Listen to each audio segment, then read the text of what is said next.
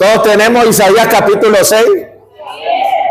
Vamos a leer la bendita palabra del Señor. Amén. En el año que murió el rey Usías, vi yo al Señor sentado en un trono alto y sublime, y sus faldas llenaban el templo. Amén.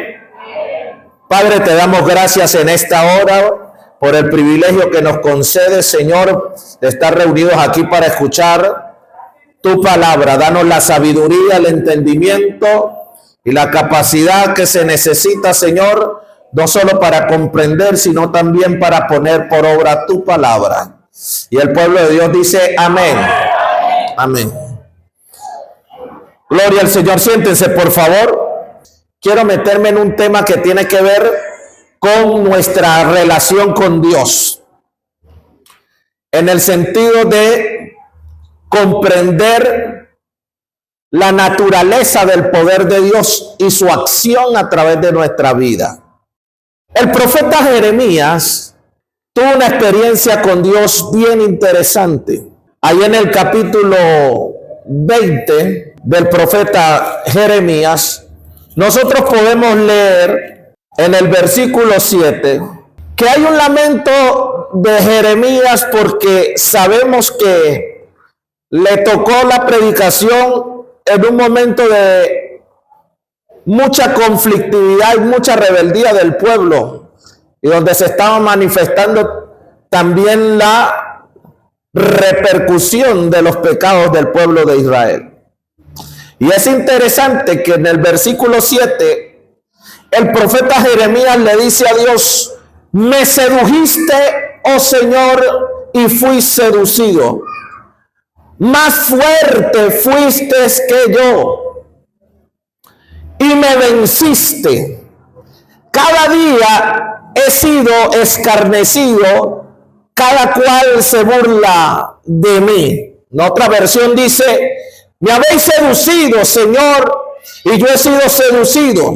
Habéis sido más fuerte que yo y habéis prevalecido contra mí. Me gusta esta expresión, hermano querido, porque la palabra seducción es la acción y el efecto de seducir. Esto supone la capacidad de inducir a una persona a que realice una determinada acción o participe en un determinado comportamiento.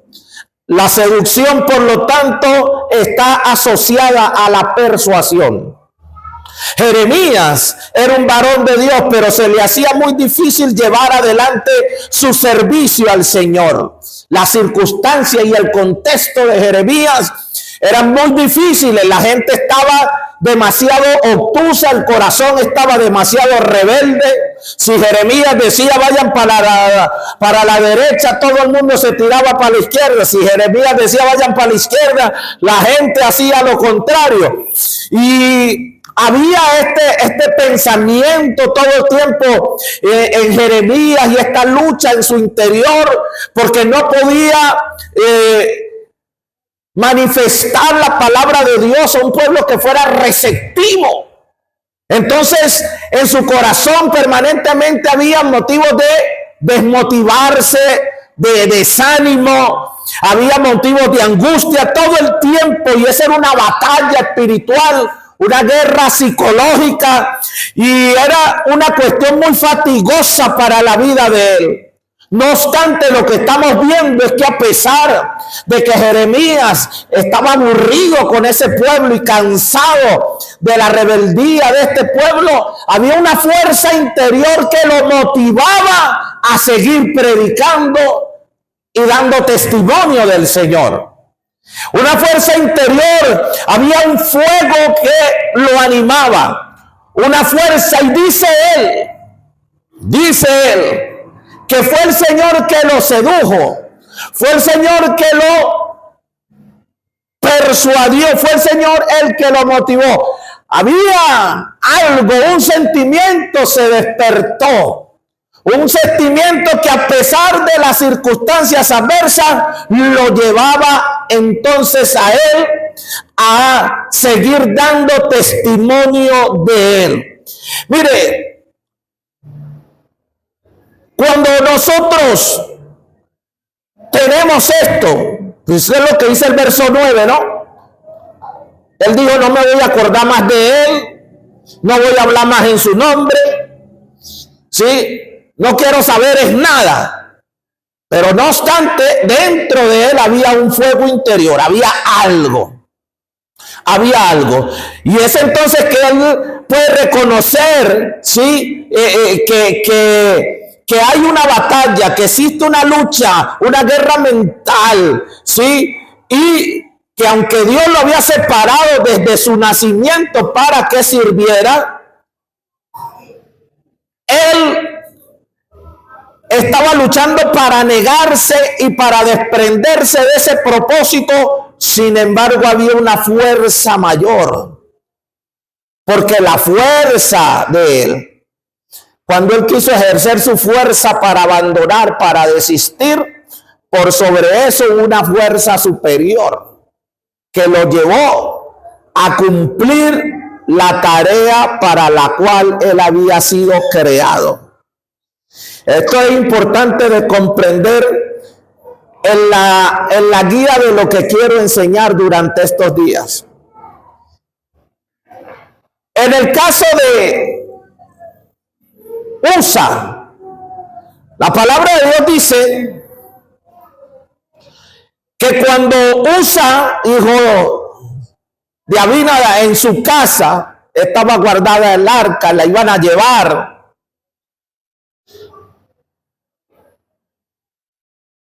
Dice en 2 Samuel capítulo 6 versículo 3 que pusieron el arca de Dios sobre un carro nuevo y la llevaron de la casa de Abinadab, que estaba en el collado, y Usa y Ahío, que eran hijos de Abinadab, guiaban el carro nuevo.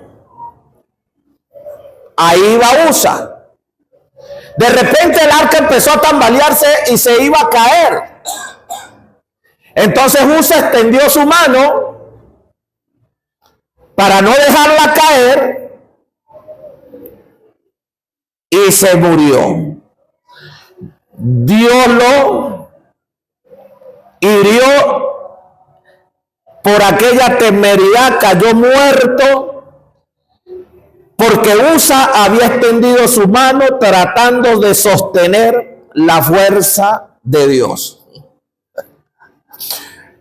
Piensen esto, porque nosotros necesitamos notar que el nombre de Usa significa fuerza. Por eso es que le estaba leyendo el rey Usías, porque Usías significa mi fortaleza es Jehová. Pero Usa significa fuerza solo. Los nombres bíblicos tienen significado. ¿Y qué pasa aquí? Entonces Usa pone su fuerza. Y que para sostener la fuerza de Dios. Pero Dios envió un mensaje a través de este episodio. Y es que Él no permite que la fuerza humana sea mayor que su propia fuerza. El día que Nabucodonosor creyó que su fuerza humana le había hecho crear el imperio babilónico, entonces Dios le aplicó su fuerza. Salió al balcón de su casa y dijo: Babilonia la grande, la cual yo, Jeremías mismo, andaba predicándole a las naciones y le mandó carta a los reyes: sométanse a Nabucodonosor, porque es a quien Dios ha escogido para que gobierne la tierra. Unos estaban de acuerdo y otros no, pero era el que Dios había escogido.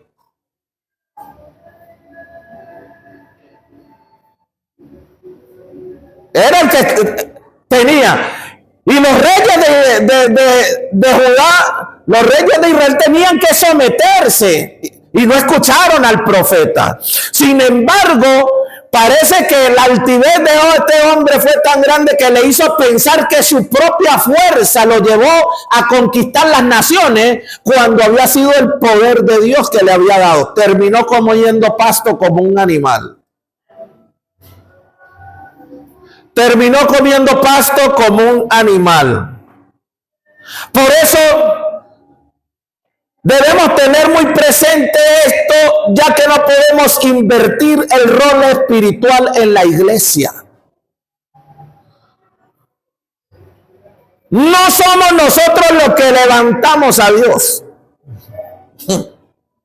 No somos nosotros, sino que es Él quien nos levanta a nosotros. Nosotros no guiamos la presencia de Dios. La presencia de Dios nos guía a nosotros. No somos nosotros los que tienen el control y el dominio de esto.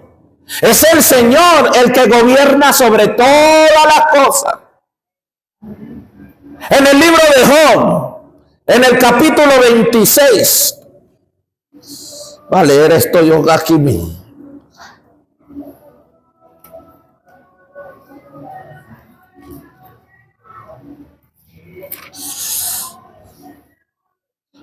Cuando Job proclama la soberanía de Dios, oiga esto.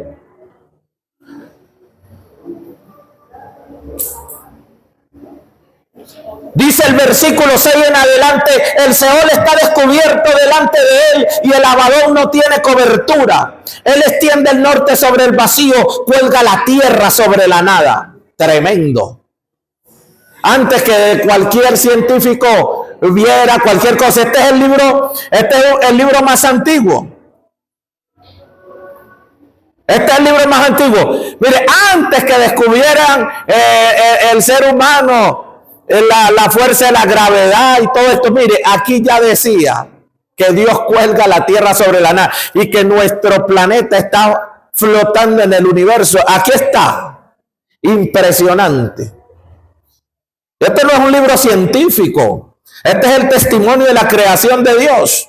Yo no sé por qué los hombres quieren contender, pero interesante que Job dice que el Señor ata las aguas en sus nubes y las nubes no se rompen debajo de ellas. Él encubre la faz de su trono y sobre él extiende su nube. Puso límite a la superficie de las aguas hasta el fin de la luz y las tinieblas. Las columnas del cielo tiemblan y se espantan a su reprensión. Él agita el mar con su poder y con su entendimiento hiere la arrogancia suya. Santo Padre. ¿Ah?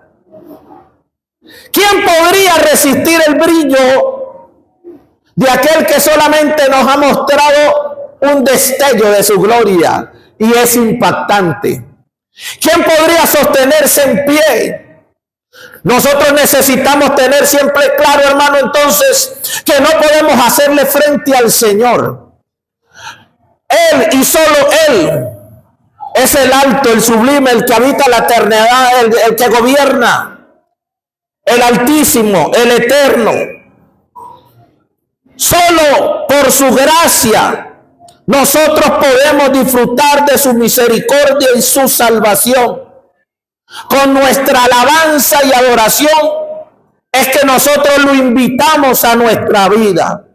Pero una actitud de arrogancia, una actitud altiva, una actitud que no puede reconocer la grandeza de Dios y de tener reverencia a lo que hemos consagrado para Él, hermano, tarde o temprano va a recibir su quebrantamiento. Y es aquí donde quiero entrar al testimonio de Uzías que nos reúne en esta mañana. El rey Uzías, querido hermano, era un hombre que fue coronado a los 16 años. Nosotros podemos leer en Segunda de Crónicas, capítulo 26, algunos testimonios de él. Este hombre, mientras persistió en buscar a Dios, fue prosperado. Es el testimonio de la Escritura. Y gobernó por 52 años bien. Este hombre era entendido en asuntos espirituales. Sin embargo, a los 68 años de edad cometió un pecado arrogante que le costó el reino y la vida. El pecado consistió en tomar en poco la palabra de Dios haciendo las cosas porque suponía como rey que tenía el derecho de hacer lo que quisiese.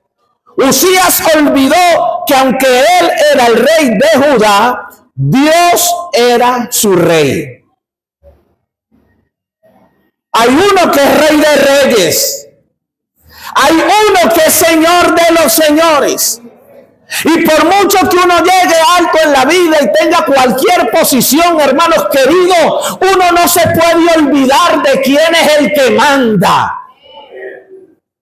Uno no se puede olvidar que hay uno más alto.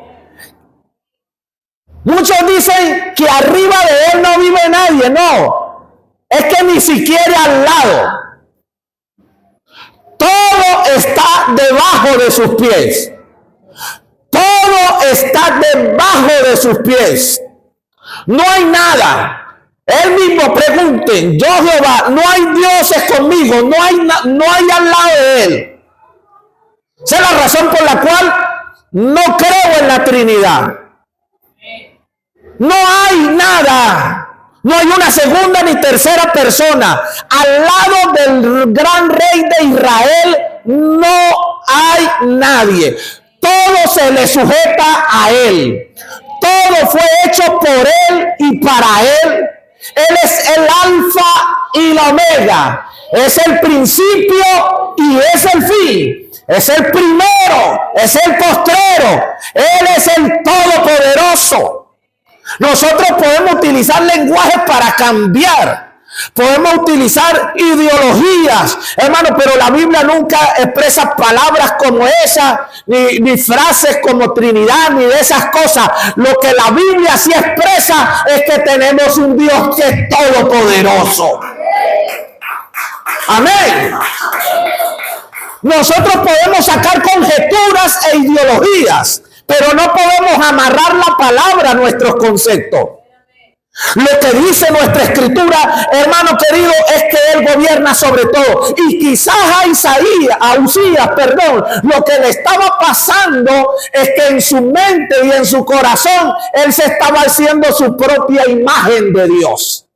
Entonces, usted sabe que para el pueblo de Israel estaba establecido 3 ministerios ungidos con aceite. El ministerio del profeta, sí, el vidente, que tenía su conexión con Dios y era la voz de Dios. El ministerio sacerdotal, que estaba puesto, hermano querido, para ofrecer sacrificios a favor del pueblo, para ministrar en el tabernáculo.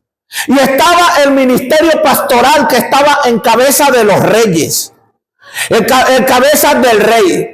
De manera que el rey no podía hacer las veces del profeta, ni el profeta podía hacer las veces del sumo sacerdote. El profeta no podía tomarse las atribuciones de rey. Entonces, queridos hermanos, lo que estamos viendo es a un hombre que, inflado por las bendiciones, por las victorias, le pasó lo de Nabucodonosor, se olvidó de quién lo puso allí y quién le dio todas esas cosas, y entonces empezó a querer sobrepasarse, y entra al tabernáculo y dice que él va a ofrecer incienso. Le dice el sumo sacerdote: rey, deténgase, porque esto no va a salir bien. Sin embargo, él pone su autoridad de manifiesto y se alza,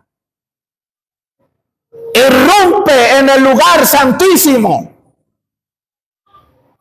para encontrarse, hermano, con una lepra en su frente. Y esta lepra en su frente, hermano, tiene un mensaje poderoso. Sí, la consecuencia de esta acción del rey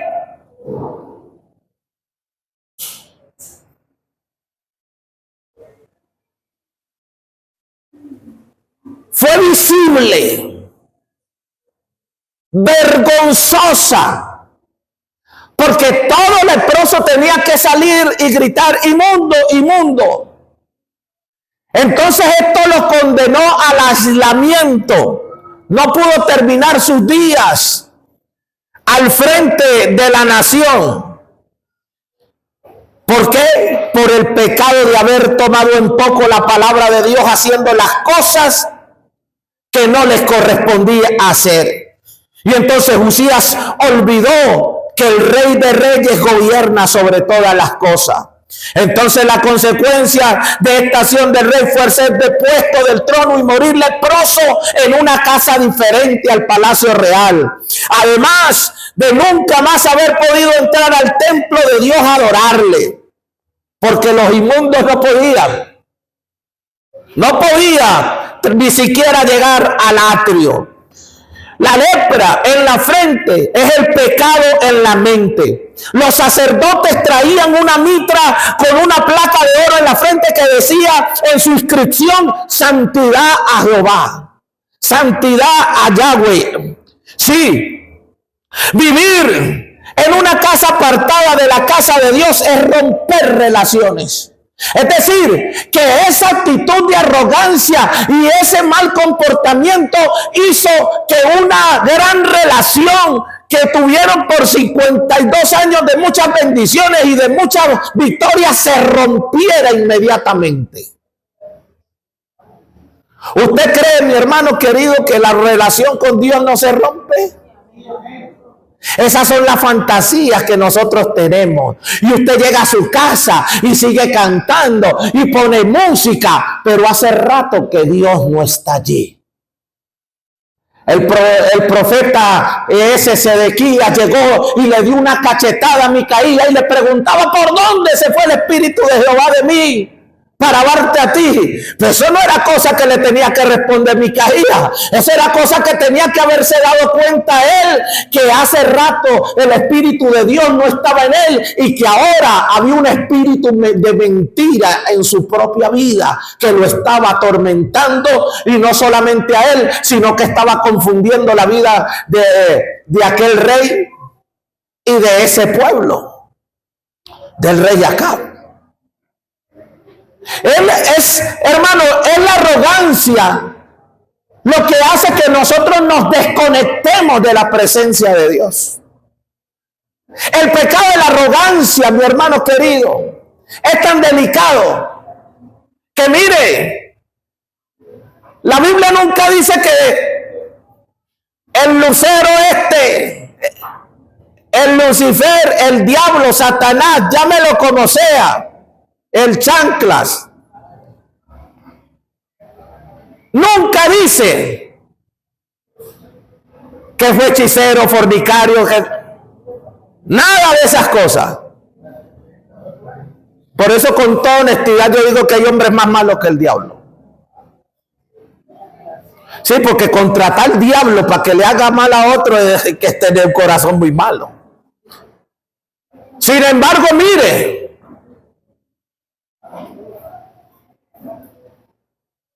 ¿qué despojó a Satanás de su lugar y hizo que cayera como un rayo en la tierra? La arrogancia, la altivez. Hermano, por mucho que usted se alce, usted nunca va a ser más que la autoridad puesta por Dios.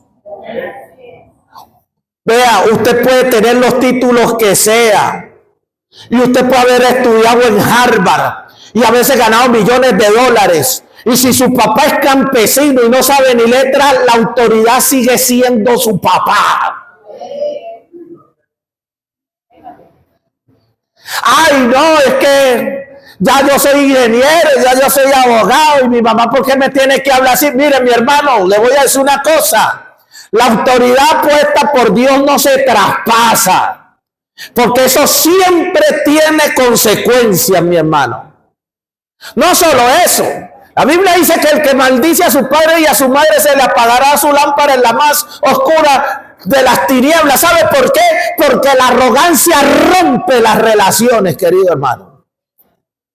La arrogancia y la altivez siempre rompe las relaciones. Y la relación más importante que nosotros necesitamos sostener es la relación con Dios. Es nuestra relación con Dios. El día, hermano, que uno quiera sentarse en el trono de Dios para juzgar, para manipular, para querer hacer lo que solamente Él puede hacer por su sabiduría y su eterno conocimiento, y que nosotros con nuestras limitaciones no entendemos ni sabemos de qué se trata, sino que nuestra soberbia es la que quiere montarse en el trono de Dios para gobernar la vida de uno y la vida de los demás. Hermano, quiero decirle que eso es lo que está llamando prontamente nuestro quebrantamiento, nuestro azote. Y por eso, hermano, hay que tener un corazón humilde. Amén. En Proverbios 16:18 dice: antes del quebrantamiento es la soberbia, y antes de la caída la altivez de espíritu. Todo aquel que se cayó, pueden vender la historia como quieran, la pueden vender. Ay, es que yo me aparté de la iglesia porque es que los hermanos molestan mucho, porque es que el pastor no me saludó, que no sé qué y tal cosa. Viejo, el día que usted se descarrió fue el día que se le subieron los humos en ese corazón. El día que usted se creyó más que los demás, que se creyó más especial, que cree que es el centro y el ombligo del universo, que todos le tenemos que rendir pleitesía, que todos nos tenemos que inclinar ante usted. Mire, ese día usted dañó su propia vida. La soberbia y la arrogancia, hermano, no tienen nada que ver con el fundonor y con el orgullo. El orgullo es muy acercado hacia el término de la altivez. Sin embargo, hermanos, uno debe sentirse orgulloso, por lo menos, de la obra de Dios en su vida y todo eso. Lo que nosotros no podemos tener es un espíritu altivo. Eso es una cosa muy diferente. La arrogancia y la soberbia son otra cosa. La arrogancia y la ambición, hermano, son las que presionan a la gente, hermano, a pasar por encima de otros para lograr sus objetivos. La arrogancia y la ambición, hermano, destruyen la identidad de la persona, y por eso siempre rompen la relación con Dios. Al rey Uzías le tocó vivir en una casa aparte de la que Dios había edificado para él. Y no solo eso, sino que nunca más pudo entrar al templo. ¿Sabe por qué? Porque con la marca que tenía en la frente, Dios le hizo caer en cuenta que tenía que respetar a los sumos sacerdotes que llevaban esa mitra. Créalo, mi hermano, que a veces uno necesita que Dios le meta unos golpecitos para respetar a quien tiene la autoridad. Porque como no lo queremos hacer por las buenas, a veces uno necesita unos jalones. Pensemos en esto.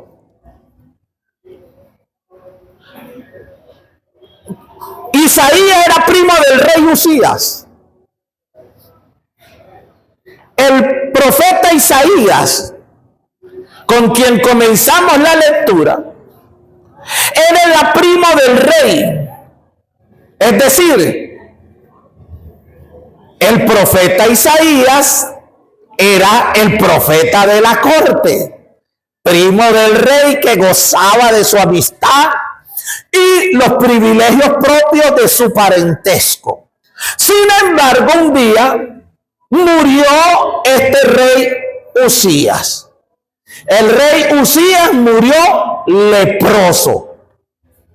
Tuvo un final sin gloria.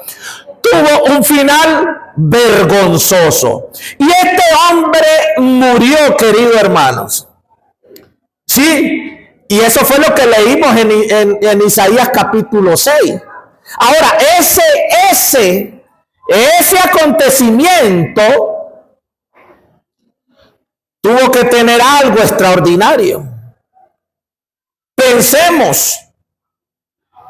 Él muere y afecta tanto la vida de Isaías que lo puso en la condición correcta para ver a Dios. ¿Por qué Isaías no vio a Dios antes? ¿Por qué Isaías? Lea los primeros 5 capítulos. Y Isaías está siendo inspirado por Dios.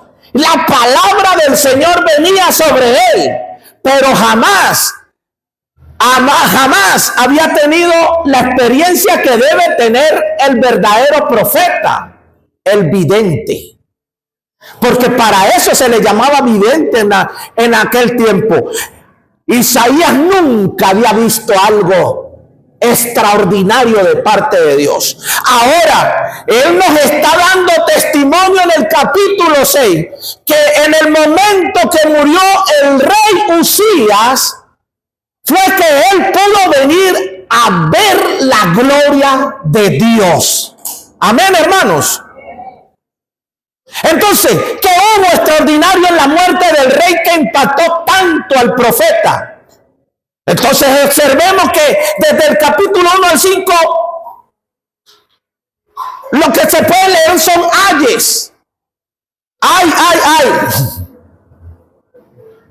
Juicio, condenación, palabras.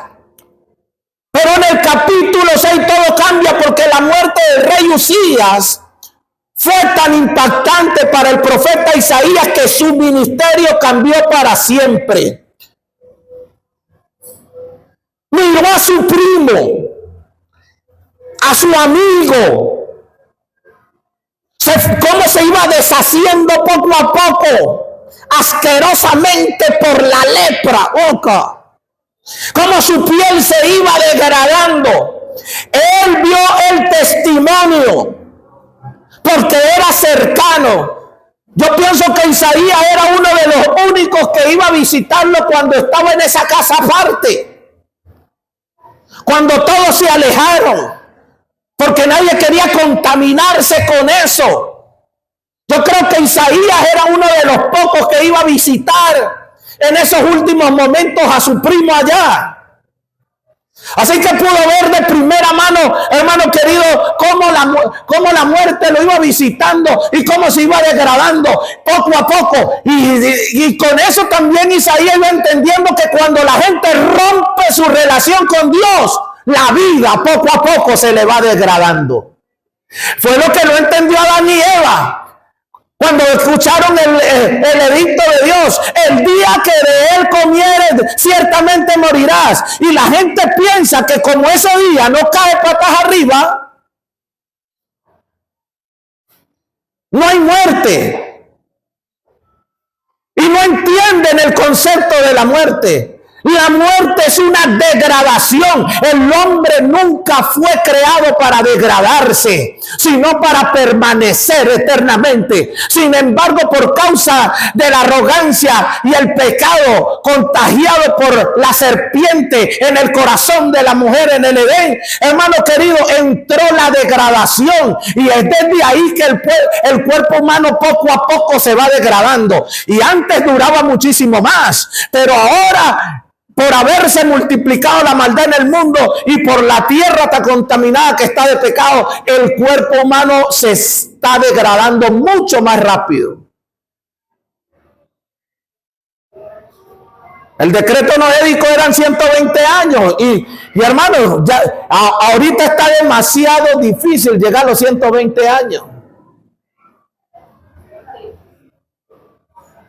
En los salmos se nos dice 70, 80 años. Miremos a nuestro alrededor.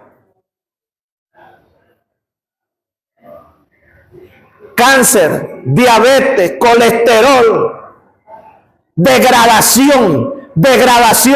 Hoy en día las muchachas 25, 30 años están más crocantes que las galletas. Les traquean las rodillas, les traquean degradación. Aquí no hay de esa, gracias a Dios. Santo Padre. Aleluya. Hermano, es la degradación porque la relación con Dios se ha roto. El mundo se está degradando poco a poco porque el mundo está rompiendo su relación con Dios. Oh, hay países que se jactan, hermano, como Islandia, de levantar una generación de ateos. Pero una generación que se suicida porque su vida no tiene propósito. Porque una vida sin Dios es una vida sin sentido, queridos hermanos. No solo eso. Isaías, a través del testimonio, hermano, del aislamiento, la soledad y la degradación de su primo allá, podía mirar muchas cosas, y eso tuvo que haber impactado firmemente el corazón del profeta. Hermano, hay ocasiones cuando nosotros necesitamos ser confrontados acerca de quiénes somos y de quién ocupa realmente el trono de nuestro corazón. Porque la pregunta es, ¿cómo volvería a servir a Dios con arrogancia? Nunca más volvería a sentirse como el profeta de la corte. Él lo vio en su primo y sabía que eso no lo podía volver a experimentar. La muerte del rey humano le permitió contemplar al rey divino.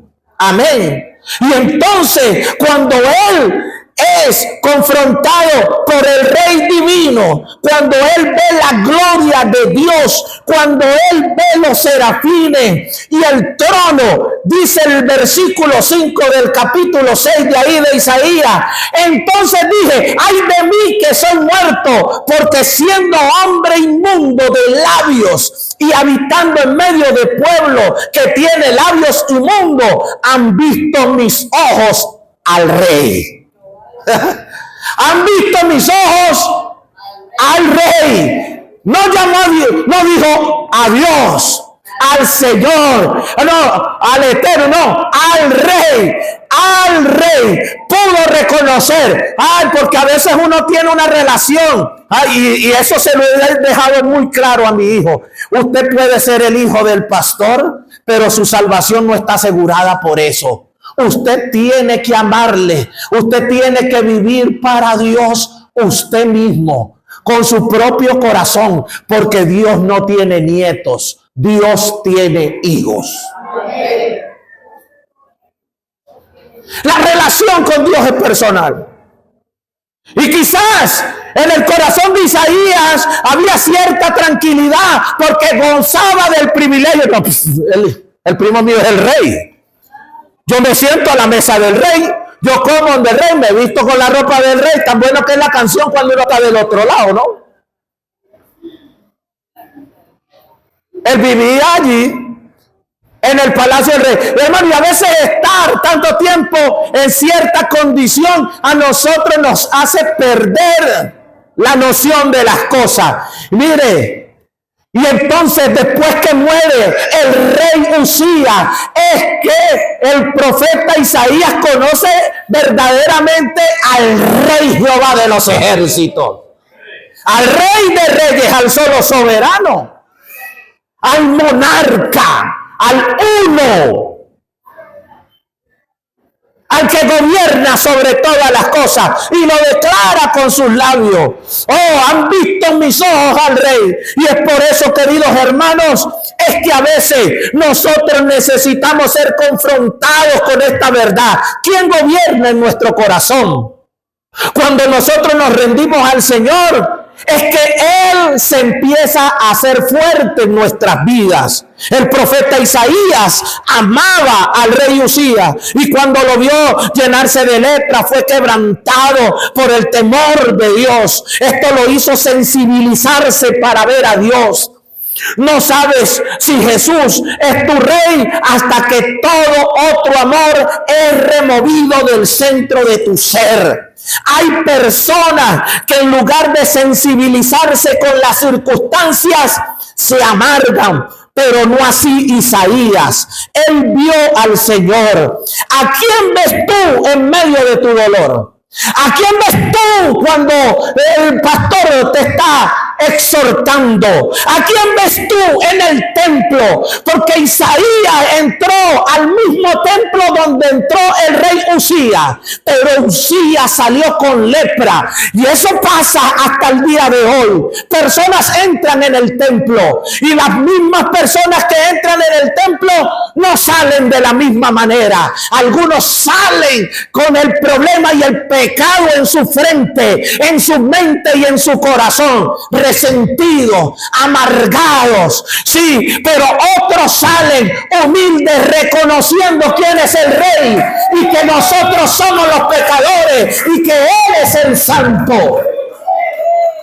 En el mismo templo donde el rey Usías se levantó con arrogancia para imponerse a la autoridad que era el sumo sacerdote, en ese mismo templo fue donde el profeta Isaías se humilló para decir: yo soy un inmundo de labios, yo vivo en medio de un pueblo inmundo de labios, yo no me merezco nada, y mi Señor es el santo y el que gobierna. Son cosas que siguen pasando en las congregaciones. Son cosas que siguen pasando en los templos. Y la pregunta es: ¿a quién ve usted cuando viene la prueba? Cuando viene la lucha, ¿a quién ve usted? ¿Cómo lo ve usted? Algunos modifican su concepción de Dios después de una mala experiencia. Cada vez que están gozosos, hay comida y hay trabajo, entonces Dios sí es bueno, entonces sí creen en lo que se hace en la iglesia y ahí sí escuchan la voz de su pastor. Pero resulta que cuando viene la prueba, cuando viene la lucha, cuando algo sale mal, entonces cambian ya su percepción de Dios. Entonces ya la iglesia no les parece muy buena. Entonces ya la palabra del pastor no parece tan efectiva. Entonces las oraciones ya no tienen sentido.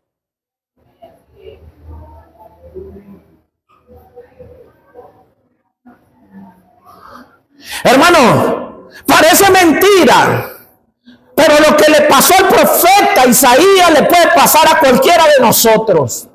La fuerza humana nublaba al verdadero poderoso. Isaías confiaba hasta ese momento en lo que veían sus ojos. Cuando murió la dependencia del hombre, Isaías pudo ver a Dios. En el año de la muerte de Usías, vi yo al Señor. Dios le mostró en ese momento a Isaías que no estaba solo. Le mostró su gloria.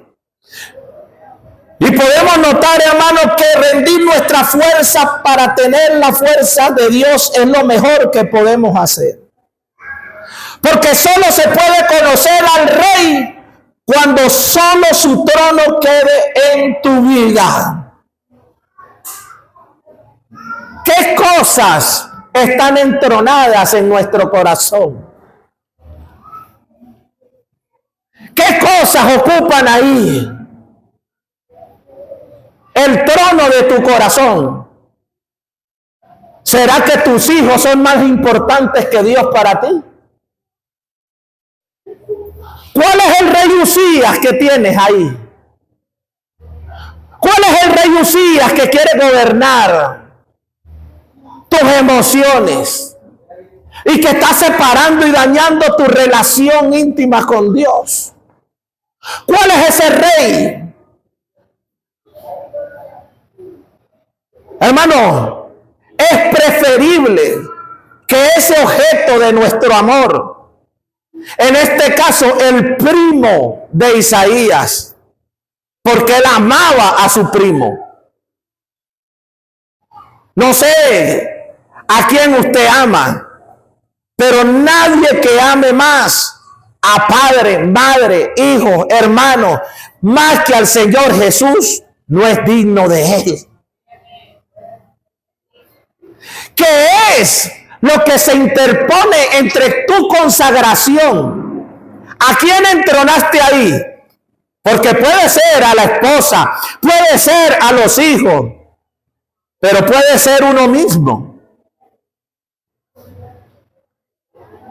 Usías se había entronado él mismo. Isaías había entronado a su primo.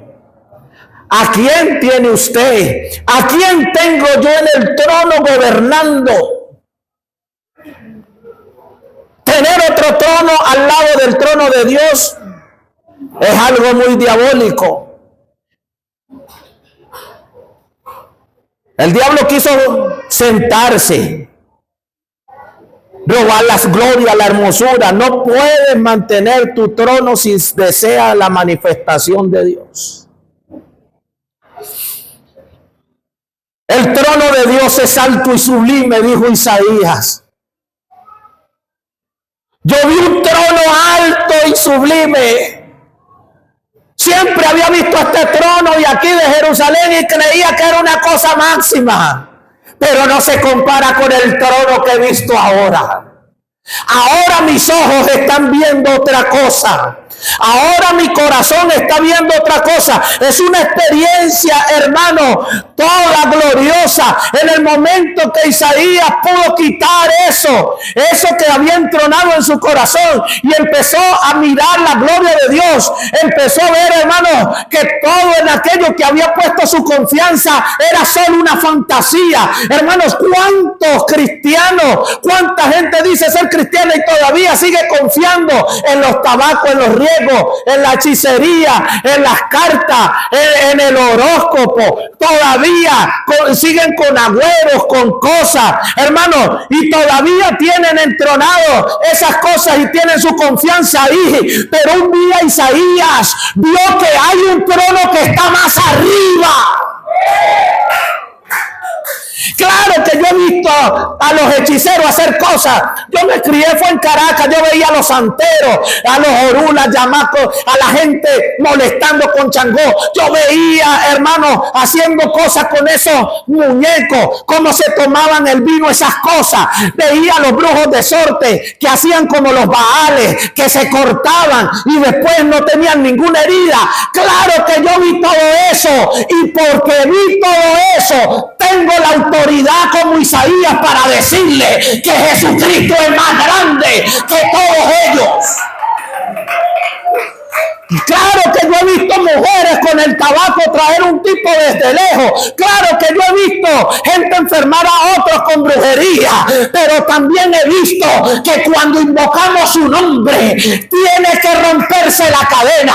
Aquí mismo hemos visto gente vomitando cantidad de porquerías que le sembraron en su cuerpo con hechicería. ¿Sabe por qué? Porque Jesucristo es el Rey de Reyes. Claro que yo conocí, hermano, el poder de las 7 potencias y las cosas que podían hacer, hermano querido. Pero sean potencias, sean tronos, sean dominios, principados, potestades, llámese como se llame, todos están por debajo de los pies de Cristo. No hay más nadie. No hay más nadie allá arriba. Hay un solo trono alto y sublime. Hay uno solo que gobierna. Hay uno solo, mi hermano querido. ¿Usted cree que el profeta Isaías no vio? Moisés lo vio también. Faraón endureció su corazón, dice la Biblia. Y también con arrogancia se quiso oponer al poder de Dios. Y entonces vino Moisés y puso la vara y se convirtió en culebra. Y los brujos de Faraón hicieron lo mismo. ¿Y acaso Moisés arrugó? Y convirtió el agua en sangre y los brujos de Faraón hicieron lo mismo. Se viene la primera plaga y los brujos de Faraón hicieron lo mismo.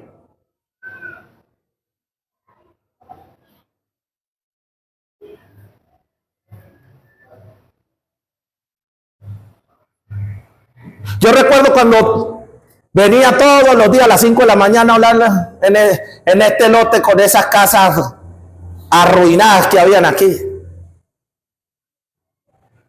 Después que le pudimos meter la máquina, me paraba aquí y veía todo el lote así. Y oraba yo solo aquí en la madrugada, me daba el sereno. Y llegaba y a veces me encontraba los tabacos allí tirados. Y yo sabía que había una guerra espiritual. ¿Qué problema para comprar lote? ¿Qué problema para tumbar esto? ¿Qué problema para, imagínense, ni regalado para ese préstamo? ¿Qué problema para todo? Una lucha, los que debían ayudarnos fueran tropiezos. Y yo aquí parado. Y recuerdo, mi hermano querido, que una vez llegué y me paré aquí, en esos días que yo todavía no quería tumbar limoncito. Y aquí unos hermanitos que celebrando el día que me tumbaron mi limoncito, hombre. Todos los días estaba cargado y todos lo querían tumbar y todos los días tomaban aguapanela, costilla, el limoncito. Me recosté al limón que estaba acá. Y me puse a orar ahí. De repente, mi hermano querido, tuve una visión. Hay fuerzas de arrogancia que te quieren destruir. Pero si tú te humillas y crees, verás la gloria de Dios. Y me agaché a llorar un rato al lado del limoncito ahí. Y empezó la lucha. No fue fácil. Pero sí hemos visto, claro, que hay ataques del diablo, que hay azotes del enemigo. Hemos visto los tropiezos. Hemos visto todo eso. Pero hasta ahora, lo único que conozco de todo eso es que he visto la victoria en el nombre de Jesús.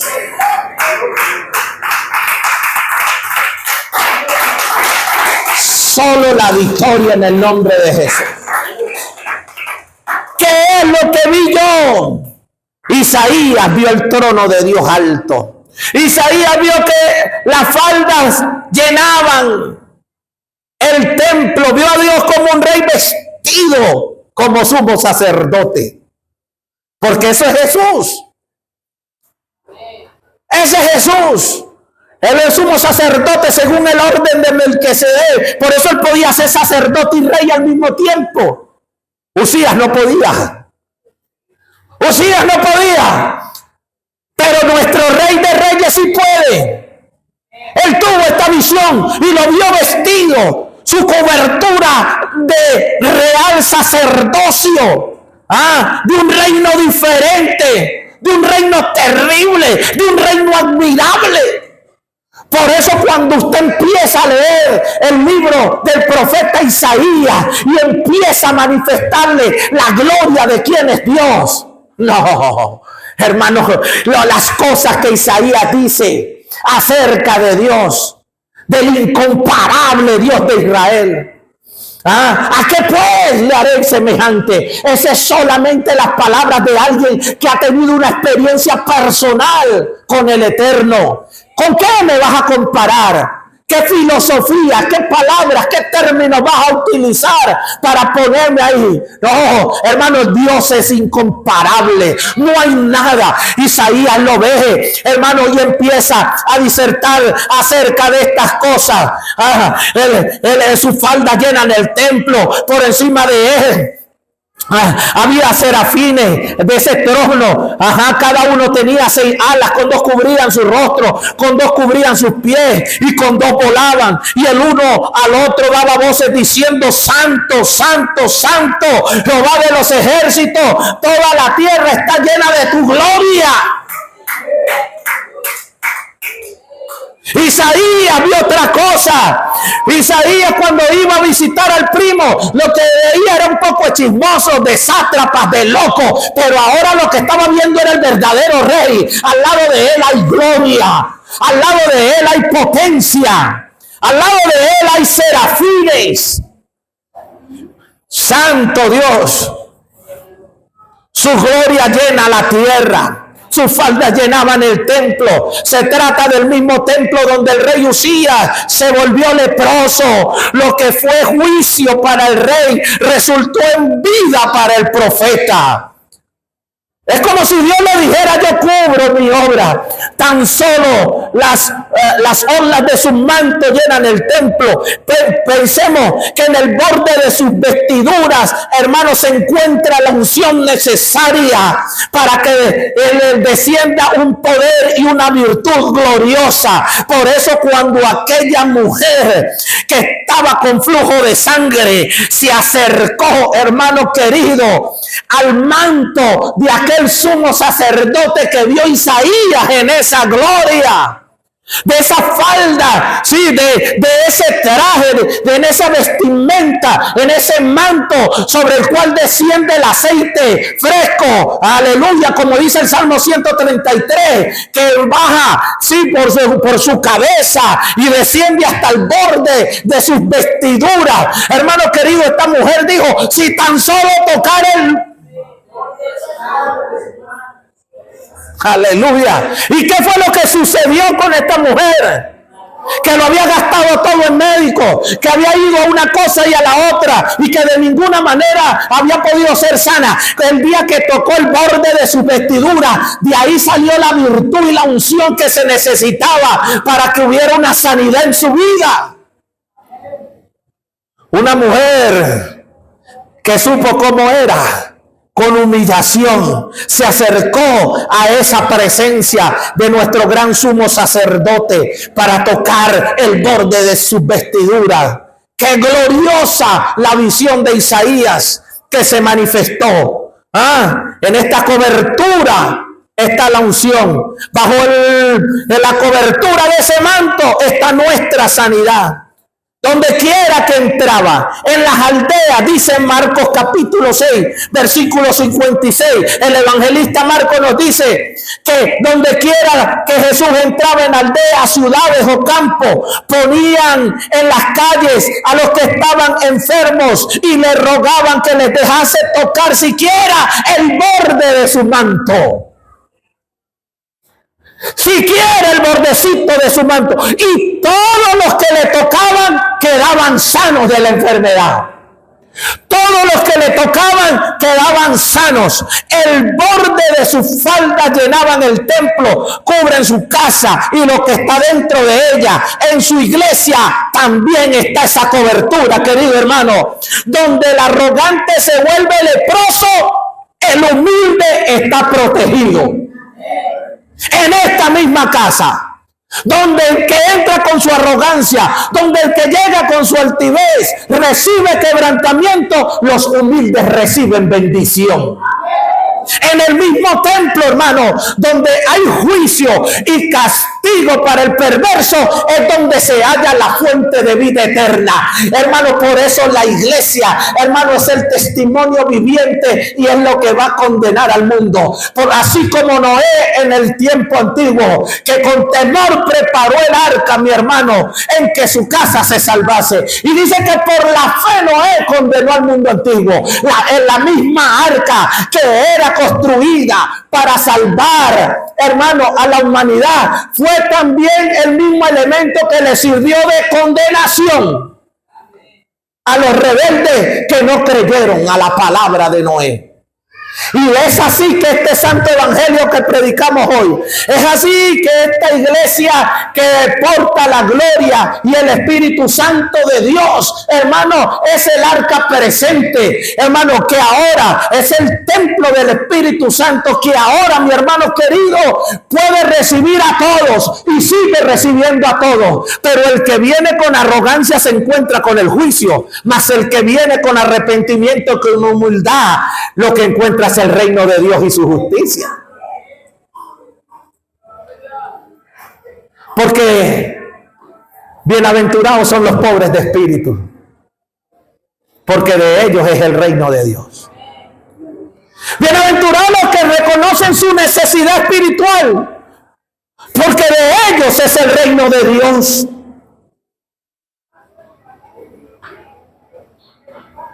Esas vestiduras, esas coberturas, hermano, de la que decimos que el que habita el abrigo morará. Esa cobertura, mi hermano, esa presencia gloriosa no hay más nada, no hay lugar más seguro que esa presencia. ¿En dónde vio Isaías a Dios? El libro dice, en el templo, en el mismo lugar donde Usías se enfermó de lepra. Hay quienes jamás regresarían al templo después de la experiencia de su familiar, pero no un hombre de Dios. Muchos tomaron la decisión de nunca volver al templo. Mi hijo se enfermó. Mataron a un familiar. Me pasó esta desgracia. Pero la gente como Isaías no. Los hombres y mujeres de Dios no. No tomarían esa decisión. Isaías no culpó a Dios de lo que el rey fue culpable. Isaías no se puso a decir, si Dios es bueno, ¿por qué mi primo tenía que morir con esa lepra tan vergonzosa? No. Isaías jamás levantó su lengua para confrontar al omnipotente. Isaías jamás levantó su lengua para reprochar a Dios. Isaías jamás lo hizo, sino que buscó el mismo templo. Él sabía que en lugar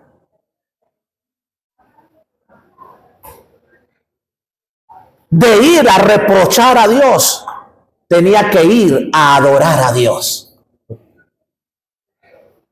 Que en la pérdida de su primo y en el dolor de su familia, él tenía que ir a postrarse delante de Dios. Que en el momento de la lucha, de la angustia y de la prueba, y cuando las cosas salieron mal, él era donde más tenía que humillarse delante de Dios. Y por eso se acercó al templo. Por eso ve la gloria de Dios en el templo. Los que se apartan de la iglesia por enojarse con Dios son quienes no tienen visión de Dios.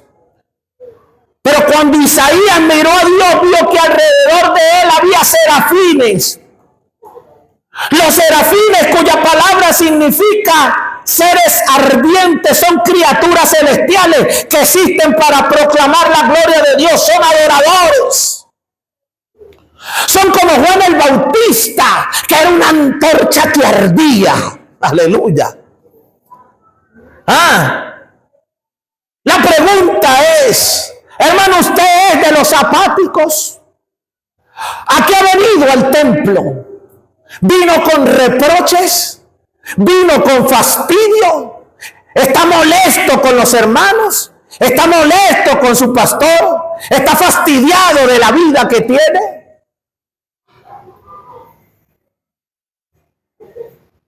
¿Está herido? ¿Está amargado? ¿Siente que no le han dado el lugar que usted se merece? ¿Siente que no lo han puesto en el trono que usted debería estar? ¿Qué pasa en su corazón? ¿Cómo ha venido al templo en este día? Vino al templo como el rey Usías, agrandado, pensando que puede pasar por encima del pastor, de los hermanos y de quien sea aquí, y que todos tenemos que rendirle pleitesía, que Dios tiene que escucharlo, que Dios tiene que oírle. Quizás vino como el profeta Habacuc a reprochar al Señor. Estoy cansado de ver a los bandidos prosperando. Estoy cansado de ver a los torcidos y a los malos bien y consiguen plata y viven sabrosos. Y uno está buscando la justicia y llevando leña. Estoy aburrido, estoy amargado. Quizás. Porque quizás usted lo niega, pero yo sí he tenido mis momentos que vengo al templo bastante molesto con el Señor.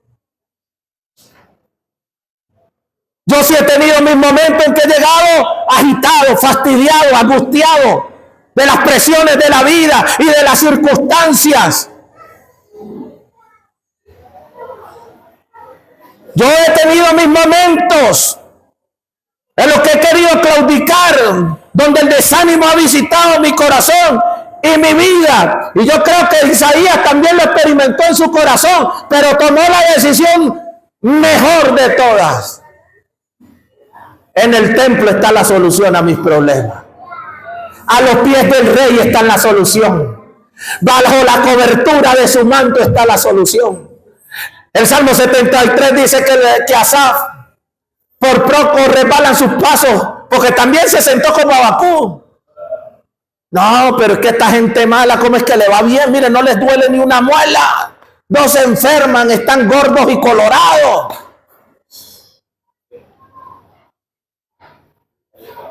El profeta Isaías en el capítulo 49 también nos cuenta que en algún momento él dijo,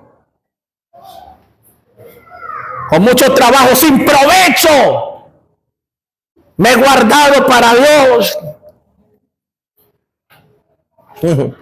Pero dijo, estimado seré a los ojos de mi Dios.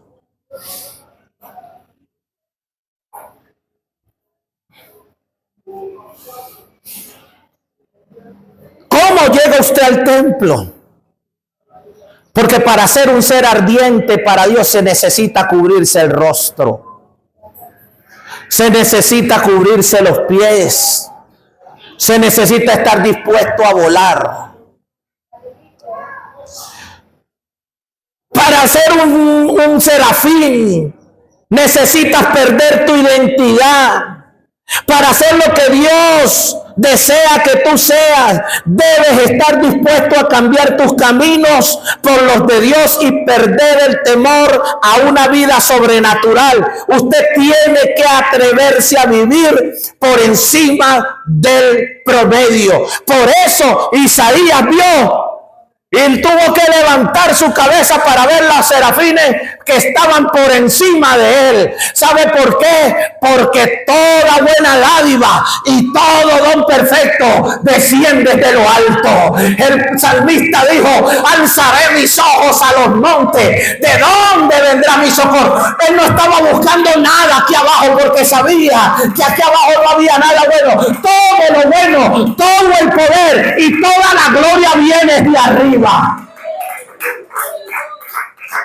Isaías se encontró con los serafines, con seres totalmente distintos a los que otro ser humano había visto. Gente que proclamaba el poder y la autoridad de Dios. Seres especiales, seres que se decían el uno al otro: santo.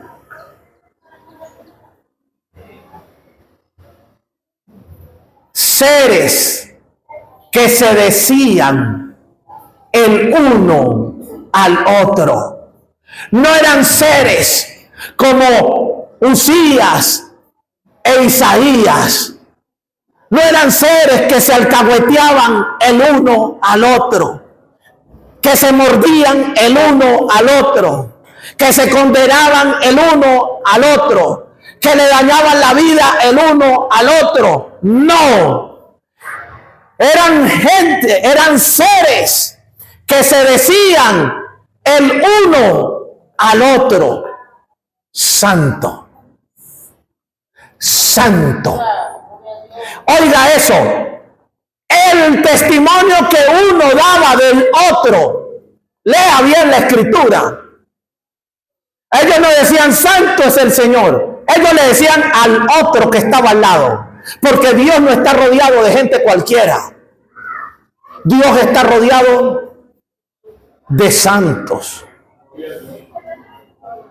de santos. Y es por eso que yo no soporto esa idea que dicen algunos que dentro de la congregación, no, hermano, es que usted no ha entendido, porque es que el trigo y la cizaña, no. El que no ha entendido es usted, porque el campo es el mundo. Y el trigo es la iglesia. La cizaña es lo de afuera. Dentro de nosotros, los que fueron lavados con la sangre de Jesucristo, hay que llamarlos santos. Esa cosita y esa arrogancia que nos hace faltarle respeto al otro hermano y hablarle como si fuera cosa cualquiera. Mire bien cuando vaya a levantar su lengua en contra de uno que está aquí a su lado. Porque el que está a su lado dice los serafines que es un santo. Ah, es que esa hermana todo el tiempo con esa mala actitud. Su hermana es una santa. Ay, es que esa hermana se atraviesa y pide las cosas de mala gana. Dígale que se comporte como lo que es, una santa. Ah, que esa hermana que todo el tiempo uno no le puede decir nada porque contesta con 2 piedras y todo eso. Dígale que ella es una santa. Dígale que es santa. Dígale que es santa. Porque la razón por la cual Usías fue quebrantado en el templo es por la arrogancia de no respetar a la gente que estaba allí en el templo antes que él. ¿A quién miras tú cuando llegas a este templo? Ya llegó esta tan pesada.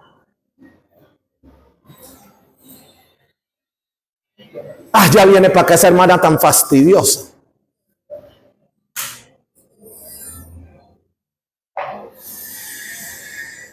Ya viene para acá esa hermana tan delicada. No, porque es que si hay hermanitos delicaditos. Pero ojalá no vayan a salir con Usías con una tremenda lepra en su frente. Y salgan de aquí como Isaías. Porque hermanos queridos, nosotros tenemos que aprender a darle a otros el trato que queremos recibir. El rey Usías entró en el templo creyendo que podía pasar por encima y se olvidó que en el templo hay que tener reverencia. En el templo hay que tener reverencia. Este es un lugar santo, un lugar consagrado para Dios. Pero recuerde que la iglesia es el templo del Espíritu Santo. Así que hay que tener reverencia por los que son parte de la iglesia. Hay que tener respeto.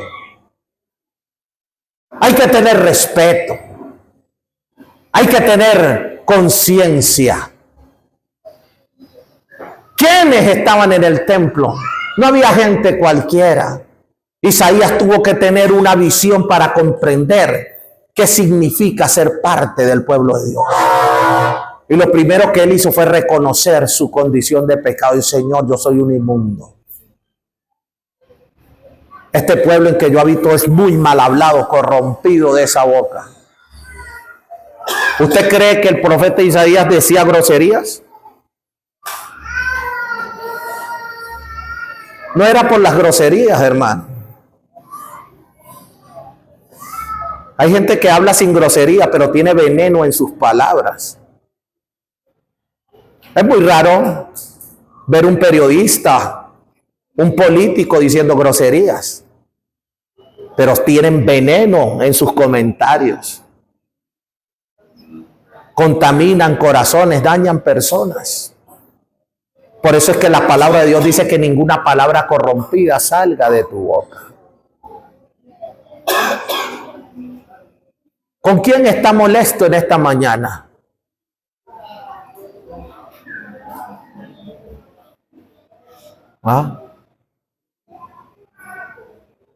¿Qué es lo que no le ha gustado? ¿Qué es lo que de pronto no le parece?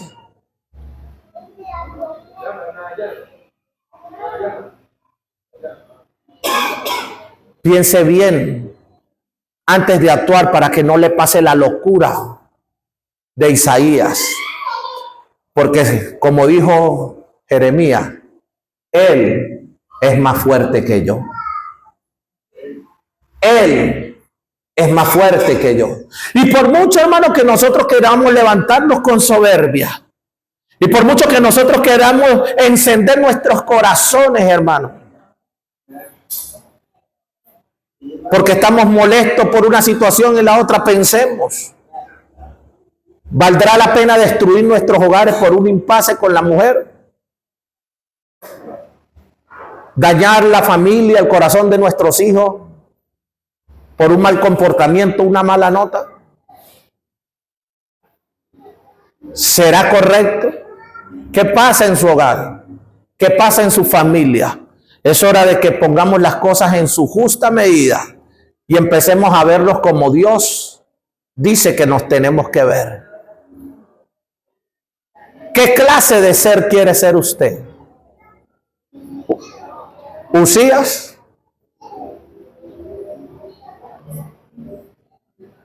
La Biblia dice que uno de esos serafines, versículo 6, y voló hacia mí uno de los serafines, teniendo en su mano un carbón encendido, tomado ¿de dónde? Del altar, con unas tenazas, y tocando con él sobre mi boca dijo: he aquí que esto tocó tus labios y es quitada tu culpa y limpio tu pecado. Aleluya.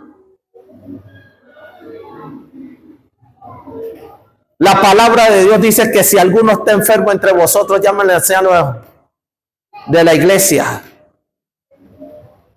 Oren a Dios por él, ungiéndole con aceite. La oración de fe salvará al enfermo y si hubiera cometido pecado le serán perdonados. Mire, es el mismo acto de fe. Es el mismo acto de fe. Es el mismo acto de fe.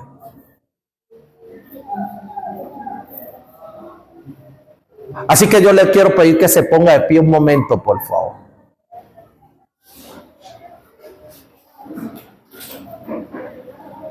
Venga, hermano Giovanni, conmigo.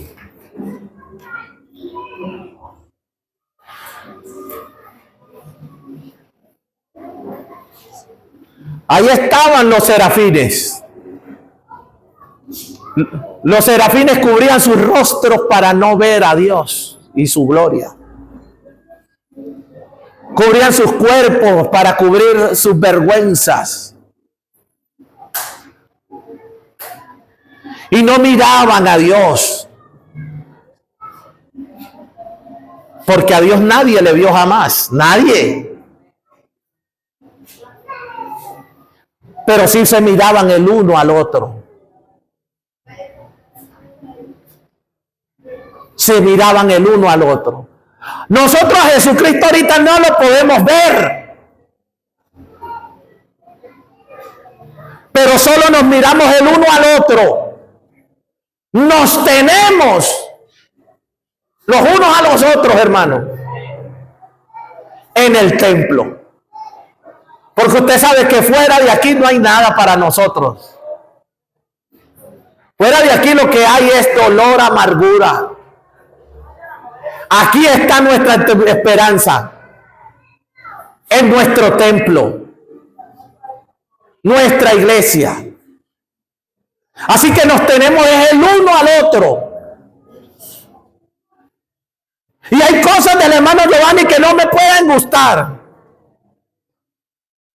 Y hay cosas que yo no estoy de acuerdo con él. Y puedo estar molesto con él por alguna situación que haya ocurrido. Pero como los serafines, yo no me puedo olvidar que mi hermano es santo. Amén. No, porque vino una luz o porque tiene un cuerpo glorioso. No, no. Sobre él ha sido invocado un nombre. Si esto lo entendieran los de las otras iglesias, nos dejaríamos estar tirando entre iglesia y iglesia.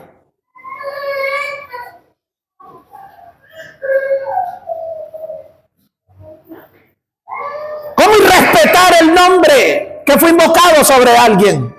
¿Cómo maltratar el espíritu que ha sellado el corazón de otra persona? Hermano, es santo. Se decían el uno al otro: hermano, usted es santo. A veces las cosas no están bien entre nosotros, pero eres santo. Eres un santo. Eres miembro del cuerpo de Cristo, mi hermano. Tú eres santo. Somos parte de esta iglesia, somos miembros los unos de los otros, somos hermanos en Cristo Jesús. Hermano, yo no quiero que como Usías se me suba algo a la cabeza y yo vaya a pisotear la dignidad de mi otro hermano.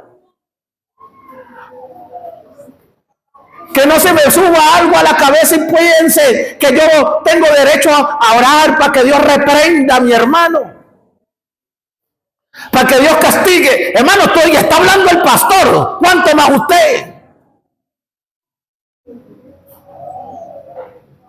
¿Cómo se nos va a subir a la cabeza a creer que vamos a atropellar? Yo sigo viendo un santo.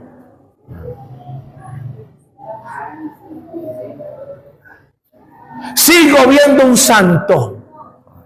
Se decían el uno al otro: ¿estás molesto con tu esposo? ¿Estás molesto con tu esposa? Sigue siendo un santo. Sigue siendo una santa.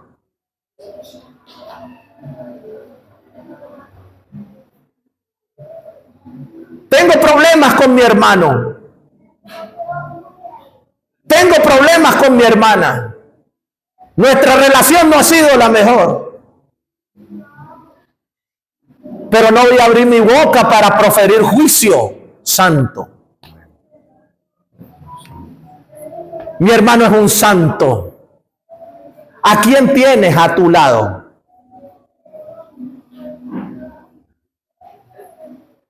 Como los serafines. Mira al que está a tu lado. ¿Quién está al lado tuyo en esta hora? ¿Qué persona es? Pero yo lo que veo es un santo aquí al lado mío. ¿Qué ves tú? ¿Qué ve usted? ¿Qué le dice su corazón? No me le puedo acercar a esta hermana porque no saluda. No le puedo acercar al pastor porque todo el tiempo está con esas gafas que me chillan a los ojos. Es santo. Este es mi hermano. ¿Ah? ¿Qué ve el hermano Giovanni allá? Dale un abrazo y dígale santo. ¿Qué ve allá? Ante el hermano Olver, ¿qué es lo que ve allá? Santo. Un santo tenido por la sangre de Jesucristo.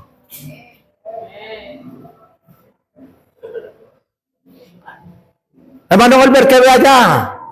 Con el jovencito. ¿Ah? Usted que ve al lado con Luis Miguel, mi hermano. Luis Miguel, ¿usted qué ve al lado suyo? Usted, hijo, mire quién está detrás. Ah, Camila, ¿usted quién ve al lado suyo? A mi mamá. ¿A quién veo? ¿Ah? ¿Qué se decían el uno al otro? Y entonces, ¿por qué no le da un abrazo al que está a su lado y dice: usted es santo, mi hermano? Usted es una santa, mi hermana. La bendición de Dios está contigo. La gracia de Dios está contigo. La bendición de Dios está contigo. Estamos bajo la sombra, estamos bajo su manto.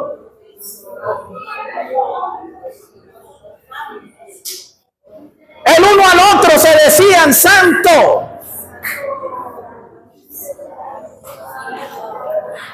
¿Cómo va a habitar la gloria de Dios?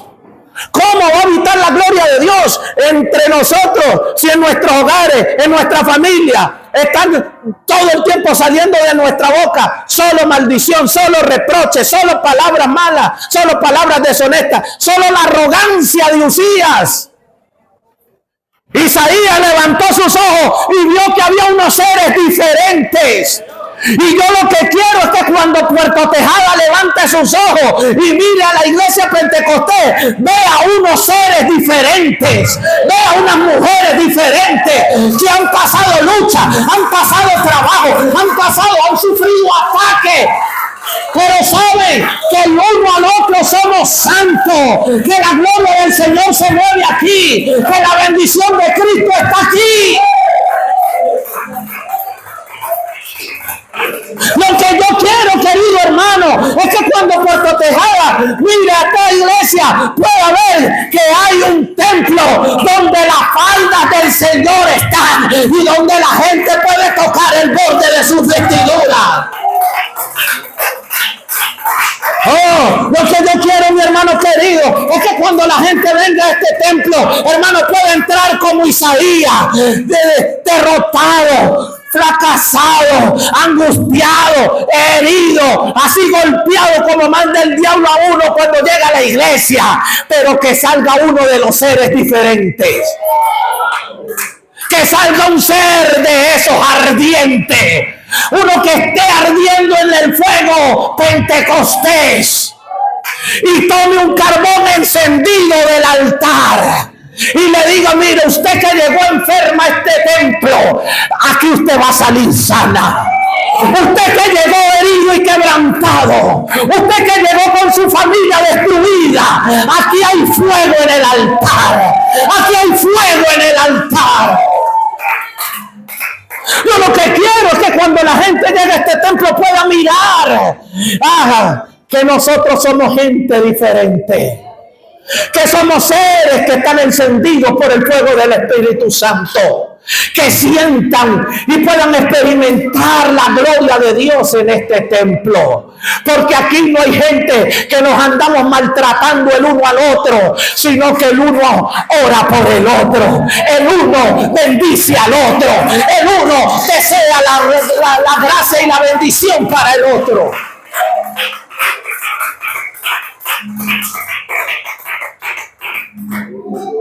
Que la gente llegue aquí y no ve una iglesia llena de gente envidiosa y fastidiosa, murmuradora por lo que el otro consiguió, sino que vean que el uno se alegra de la bendición del otro. Me alegro de tu hogar, me alegro de tu casa, me alegro por tu familia, me alegro por lo que Dios está haciendo con tus hijos, me alegro por lo que Dios está haciendo en tu familia. Yo me alegro de la bendición de Dios en ti.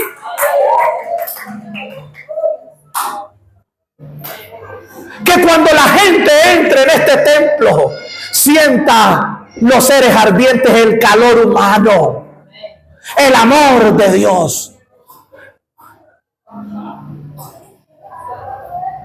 Que usemos el poder que dice el profeta Isaías en el capítulo 61.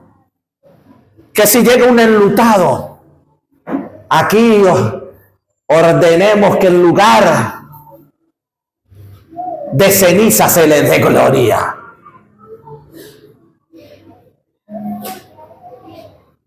Que en lugar de su angustia se le dé alegría. Que se levanten los escombros de las generaciones caídas. Yo no sé, mi hermano querido, cómo usted llegó en esta mañana aquí, pero algo sí sé, que hay fuego, hay carbones encendidos en este altar.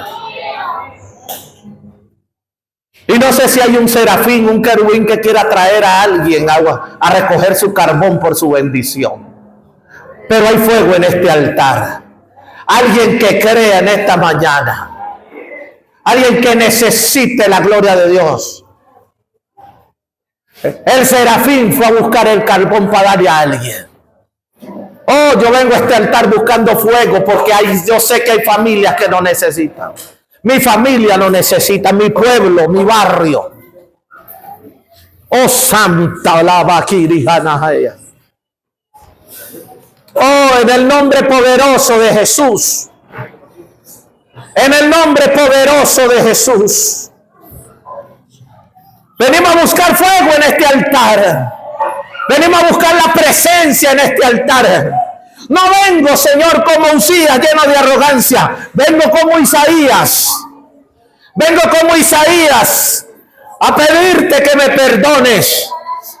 A pedirte, Señor, que me limpies por mis palabras de arrogancia, por mis palabras inmundas. A pedirte, Señor, que me dé la fuerza y la fe que necesito Oh Dios de poder, Dios de gracia, oh Dios de misericordia, en tus manos, Señor.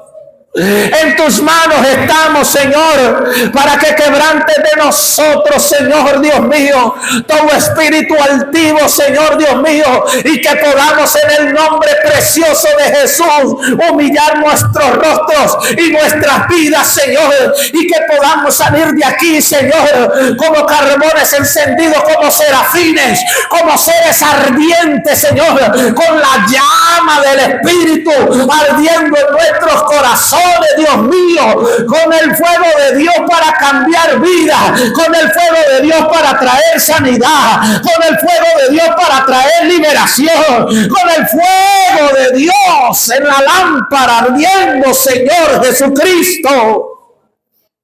Oh, vengo, Señor, ante tu altar, Señor, por un carbón encendido.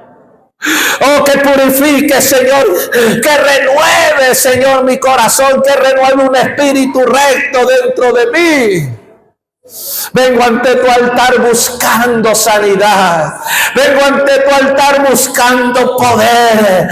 Vengo ante tu altar buscando una visitación del Espíritu a mi casa. Vengo ante tu altar a humillarme, Señor, a reconocerte que tú eres santo, que tú eres alto, que tú eres sublime, a reconocer que tú eres bueno, Señor, y que para siempre es tu misericordia. Vengo, Señor, a humillarme ante tu altar. Vengo a postrarme, Señor Dios mío, porque tú eres más fuerte que yo. Porque tuyo es el reino, el poder y la gloria por todos los siglos. Aleluya. Ahora levante sus manos.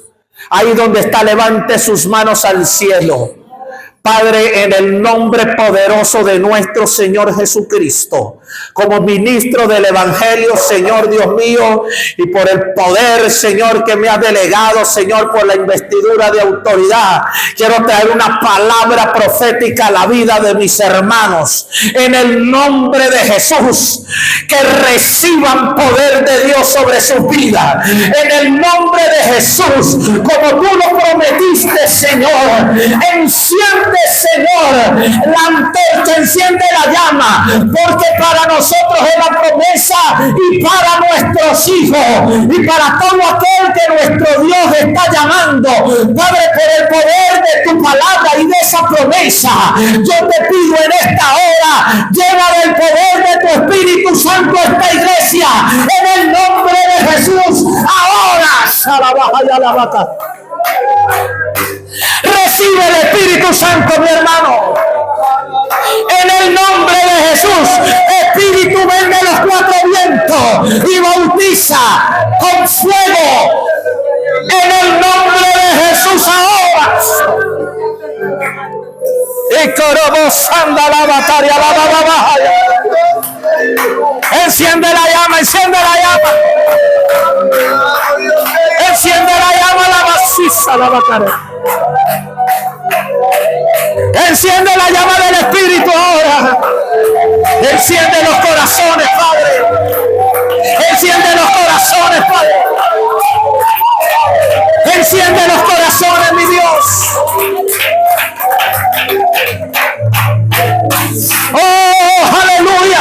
Oh, hermano, deja que descienda el aceite que baja de nuestro gran sumo sacerdote. Deja que su redoma sea sobre ti.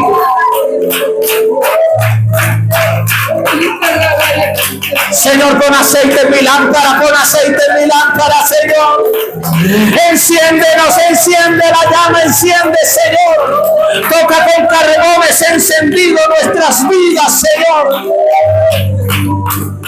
En el nombre de Jesús. Oh, sana esta mujer, Señor. Sana esta mujer, Señor, Dios mío, de todas sus dolencias. Señor, sana la hora, Padre. Sana la hora, Señor.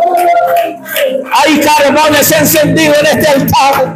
Hay fuego en este altar para sanar. Hay fuego en este altar para liberar.